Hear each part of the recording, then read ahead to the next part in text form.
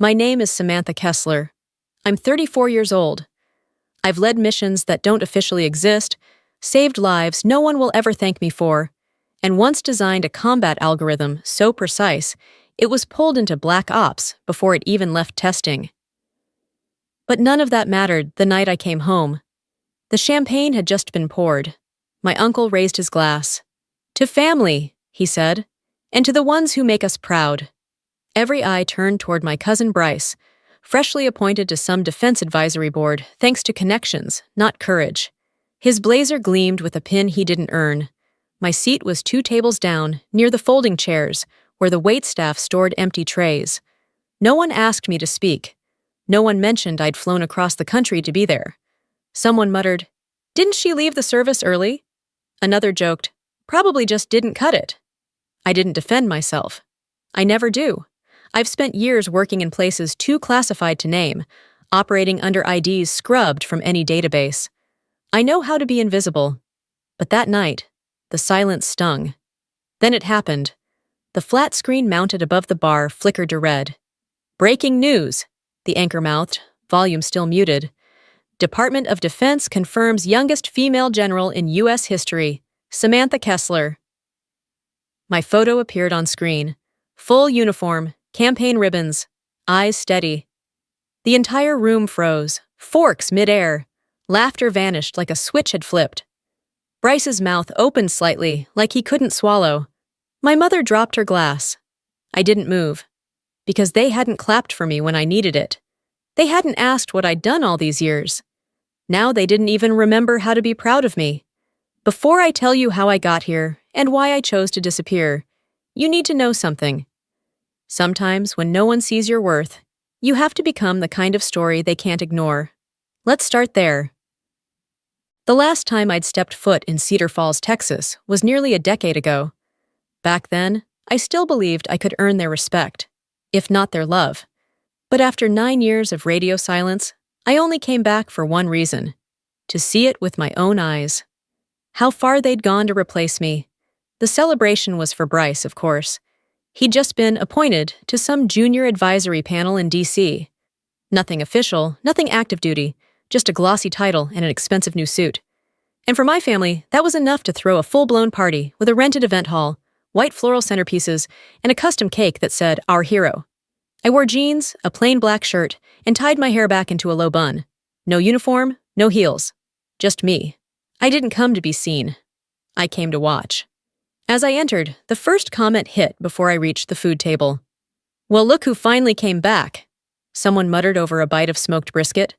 "Didn't you drop out and go play G.I. Jane?" Another chimed in. I smiled without teeth. They had no idea what I'd done, what I'd given. Bryce stood at the front like a groom at his own wedding, flashing polished charm to every aunt and neighbor. When the microphone passed to him, he cleared his throat with theatrical gravity. "I've always respected the call to service," he said. "Some in our family tried it, but I want to do more, lead with vision, make a real impact." He didn't look at me, but the pause before "tried it" sliced through my ribs like a bayonet. They clapped, loud, too loud. A little boy, maybe 6, tugged on my sleeve. His eyes were big, round. "Are you not working right now?" he asked. I leaned down, offered a gentle smile. "I am," I said, "just not where people can see." I was assigned a spot at a side table near the drink station with a dented folding chair and a paper plate. My mother passed by without meeting my gaze. My father didn't show. And then, while helping in the kitchen afterward, I noticed it, my photograph. Gone. The one from my commissioning at Fort Carson. It used to sit front and center in the family's living room, replaced now by Bryce in a West Point tour blazer. I asked my mother quietly, "Where's my photo?" She didn't flinch. "Oh, it got dusty. I put it away." I didn't ask where. I already knew. Somewhere, just like me.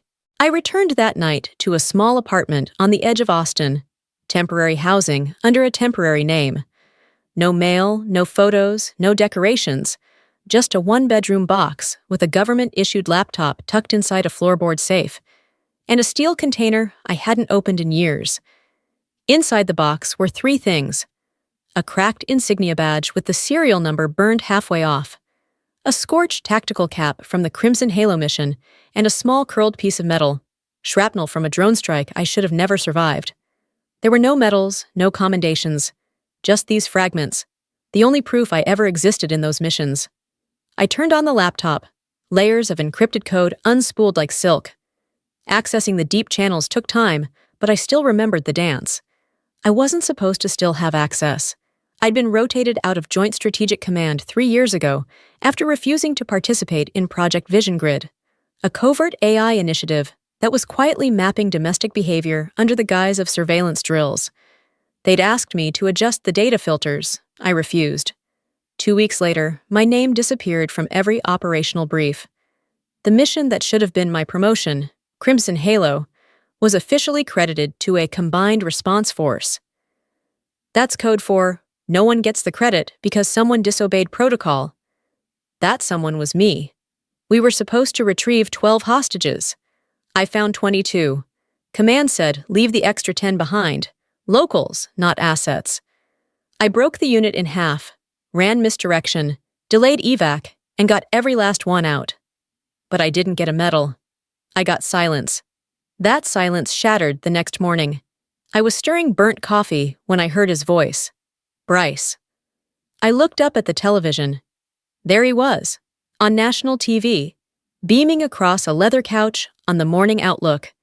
The host called him a rising star in the defense space, someone with a battlefield mind, even if he never saw the battlefield. Then Bryce began telling a story. We were stationed along a remote mountain corridor. We had bad intel, civilians trapped, no backup. I made the call to split the unit. It was risky. But we got everyone out. My coffee mug slipped. The liquid burned my fingers. Every word was mine. The mountain, the civilians, the strategy, even the line about split the unit. He hadn't just fabricated a vague story. He had my story. He had details no outsider could know. I stood still, heart thudding. My name had been scrubbed from the files. But Bryce? He had access now. Someone had handed him my story like it was a speech script. I called my mother. Did you see the show? Oh, yes, she said softly. Bryce is doing so well. I think it's nice he's finally being recognized. He made it up, I said flatly. He never served. He never even touched the dirt. That was me. That was my mission. She paused. Well, sweetheart, you always kept your work so private. People can only be proud of what they understand. I stared at the wall. I remembered all the times I tried to tell them something, anything, and they changed the subject, or worse, laughed. So I hung up, without another word. But my secure line buzzed minutes later. Only a few people still had that number. Samantha, it's Mira! The voice clipped on the other end. Lieutenant Mira Fallon, my old systems strategist. You need to hear this, she said. It's not just family betrayal anymore. Something bigger's in motion. I gripped the phone, jaw clenched. Go on. She hesitated. Lang is back, and he hasn't forgotten 2017. General Walter Lang. Just hearing his name again made my stomach tighten. Back in 2017, Lang had quietly piloted a drone tracking initiative disguised as logistics training. It was a lie. The program had been used to monitor senators who opposed expanding the defense budget. When he asked me to tweak the data feeds to make it all look routine, I refused. I filed a report through internal compliance. It vanished. And so did I. Lang didn't come after me directly. He didn't have to. My missions dried up. My clearances shrank. Promotions disappeared. That's how they do it when they don't want blood. Just silence. Until now. Bryce is being used, Mira said on the line. They needed someone with a friendly face and a connection to you. Lang's building something and erasing you in the process. I could barely breathe. You think he gave Bryce my records? I think he gave Bryce the script, Mira replied. But that's not all. Something else just surfaced. I heard her typing furiously. You've been flagged for breach of Level 1 encryption protocol. The DoD is opening an internal investigation. Effective immediately, your credentials are under review. I felt the world tilt. What breach? I whispered. They're saying you accessed a black vault file, AI command tier, using your old device. The problem? That device is supposed to be locked in a sealed vault in Kansas. It was turned in 3 years ago, I said. Chain of custody was logged. They're claiming biometric match. You're the only trace, Mira said, her voice low. Sam, this isn't just sabotage. This is entrapment. The laptop pinged again. I opened a copy of the report. The flagged device had accessed command-tier surveillance files, drone models, test runs, tracking patterns of several sitting Congress members, data I'd never touched, all traced to my profile, my ID, and the location of the access? A military IP in D.C., Lang's base of operation. I searched the report further. The approval tag on the incident log had been signed off by a secondary security clearance user, MJR Fox, the same username that had been posting on private vet forums for months, trashing my name. Disgraced officer. Compromised strategist. Unsafe in the field. That was no coincidence. It was a campaign. Someone had been planning this. I closed the laptop. My hands were shaking, not with fear, but with focus. I was being erased piece by piece from my own story. My missions reassigned, my actions reassessed. My name rewritten. That's when I reached for my encrypted contact list. There weren't many names left, but there was one. Marcus Vance. We hadn't spoken in 5 years. Last I'd heard, he'd disappeared into the private sector after barely avoiding a dishonorable discharge. He'd been accused of falsifying satellite data during an airstrike. I knew the truth. The coordinates had been changed after the fact, by Lang's division. I'd vouched for Marcus when no one else would. I sent him one word, now. 10 minutes later, he replied, "Thought you'd never stop playing dead. Meet me. No phones, no trails. Come alone." I grabbed my coat, the steel box, and the laptop. As I left the apartment, I paused by the hallway mirror. I barely recognized the woman staring back at me. They wanted to scrub me out like I'd never existed. But ghosts don't disappear. We haunt. And I was done hiding. Marcus chose the meeting spot, a forgotten public library just outside San Antonio, the kind with peeling carpet, no security cameras, and a Wi-Fi network so old it practically hummed in Morse code. It smelled like dust, ink, and distrust. He was already there when I walked in. Same dark hoodie, same unreadable eyes, only a few more scars on his knuckles. "You're late," he said without looking up. "You're still alive," I replied. He cracked a smile, barely. "Let's fix that." Within minutes, he was buried behind 3 screens and a military-grade firewall rigged from public routers. His fingers danced, my name scrolled in code across the screen. Thousands of hits, some benign, some bleeding red with risk. "You've been cloned," Marcus muttered. "Your credentials, your biometrics, your operational tags. Someone didn't just leak files. They built a trail that points directly at you. 7 breaches in 18 months, all targeting AI defense layers, drone strike records, and behavioral test cases. And all traced to me?" I asked. He nodded. Enough noise to make it look like sloppiness. Enough precision to know it was surgical. My throat was dry. "So I'm not just being erased, I'm being framed." "Exactly. And guess what else?" He pulled up an encrypted metadata thread. "One of the login signatures came from your family's home security network." I froze. "What?" "2 weeks ago, someone used your uncle's IP to access internal Pentagon directories. They didn't download anything. They pinged location services, live pings on your parents' routines, grocery runs, doctor visits, home exit and entry patterns." I felt sick. "Who?" Marcus zoomed in, decrypted the digital signature, and didn't need to say a word. "Bryce." His laptop triggered the beacon file. He traded your family's safety for access to a program being reactivated at Lang's request.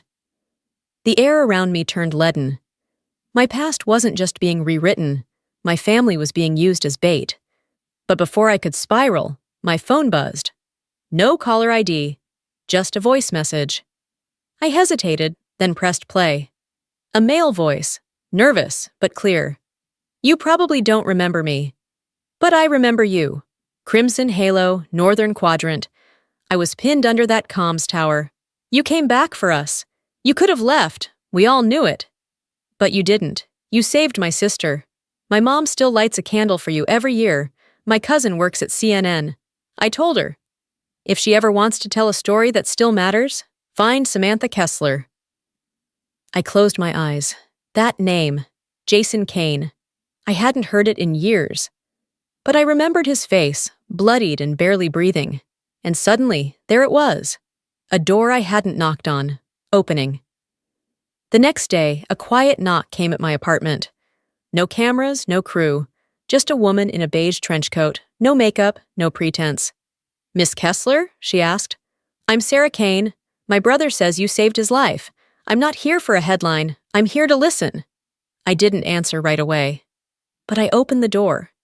And in that moment, I realized maybe the truth didn't need to be shouted. It just needed someone willing to carry it. The night after Sarah's interview aired on CNN, I didn't sleep. I sat by the window, watching headlights flicker like ghosts across the street. The broadcast was simple. My story, verified, cross-checked, clean. She exposed the buried mission, the fabricated breach, even Lang's silent war on whistleblowers. By morning, it had gone viral. And by sundown, the barn behind my parents' house was on fire. I sped down the gravel road, dust kicking up like ash. Smoke billowed in black plumes against the fading Texas sky. Flames licked the rafters. My mother lay slumped on the porch steps, barely breathing. I called it in myself, voice like flint. The ambulance arrived minutes later. She lived, but barely. My father didn't thank me. He stood by the old well, fists clenched. You just had to run your mouth, he spat. We didn't need honor, Samantha. We needed peace. I said nothing. Because peace built on lies isn't peace. It's delay. Marcus called that evening. They breached your family's system using Bryce's credentials. The malware was sloppy. Someone rushed. But it traced back to a transfer from his laptop. It wasn't an accident. I drove straight to the hospital and found Bryce alone, pretending to sleep in a waiting room chair. You sold our location, I said. You gave them access. You nearly got Mom killed. He looked up, color draining. I didn't know they'd use it like that. I thought they'd help my career. I didn't think. That's exactly the problem, I cut in. You didn't think. You wanted to be seen so badly. You didn't care who got erased in the process. He didn't deny it. That was enough. Later that night, Marcus found the final thread. Lang had been testing a dormant AI prototype overseas, one tied to my original mission code. My name was embedded in its structure, and they weren't using it for protection anymore. They were prepping it for something else, something autonomous, unstoppable. I stared at the map glowing on the wall. Swiss Alps. I whispered to no one. If they're using my code, they've made one fatal mistake. They built the system, but I built the back door. We hit the Alps before dawn. The facility was buried beneath snow and silence, once a NATO outpost, now a ghost with teeth. Mira and I went in through an old service tunnel, our boots echoing against frost-coated concrete. The AI core was real, live, armed, and pulsing with power we were never meant to unleash. In the center of it all stood her, Elisa Rourke, once my trainee, now the mind behind a rogue strike system fueled by the code I wrote 4 years ago. You always had the spotlight, she hissed, eyes sharp with betrayal. I just made it permanent. I didn't waste time. While Mira rerouted the uplink, I drew her toward the backup conduit, the real failsafe. She lunged. A blade found my side. I didn't flinch. I shoved her into the power line, severing the AI's control sequence before it reached activation. The system crashed. Her ambitions went dark. And my father, held in a nearby chamber, survived. He looked at me as they carried him out, not with pride, but with understanding. You didn't do this for glory, he whispered. You did it because it was right. That was the closest thing to love I'd ever get from him. Weeks later, I stood at the lectern of the newly built Kessler Institute for Ethical Strategy, sunlight pouring through high windows, no cameras, no headlines, just cadets, students, future leaders. In the third row, my mother sat, cheeks fuller, eyes soft. She didn't say anything. She didn't need to. I spoke simply. I used to think I had to win to matter, but I've learned something else. Living by truth is its own kind of victory. A hand went up in the crowd. Do you regret not forgiving your cousin? I smiled. Forgiveness is a privilege, I said. Not everyone earns it, but I hope they learn. I turned, picked up the chalk, and wrote on the board behind me.